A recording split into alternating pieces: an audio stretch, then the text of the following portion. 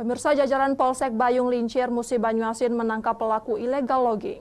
Tumpukan kayu yang sudah diolah diambil pelaku dari kawasan hutan produksi di wilayah Jambi. Sementara polisi masih memburu pelaku penebang kayu dan pemodal. Jajaran Satreskrim Mapolsek Bayung Lincir melakukan penggerebekan di tempat pengumpul kayu yang berada di Desa Muara Medak, Kecamatan Bayung Lincir, Musi Banyuasin. Di lokasi petugas menemukan dua pelaku illegal logging, yakni JM dan AA.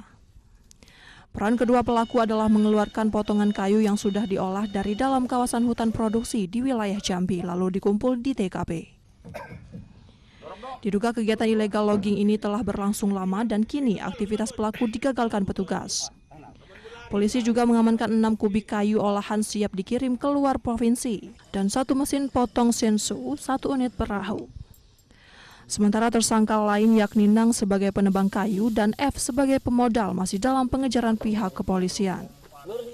Diperoleh dari Jambi, wilayah Jambi, dan diangkut ke arah wilayah kita, yaitu di Muara Medak. Pada saat kita menuju TKP, kita mendapatkan bahwa kedua pelaku yang kita amankan berada di sekitaran tersebut.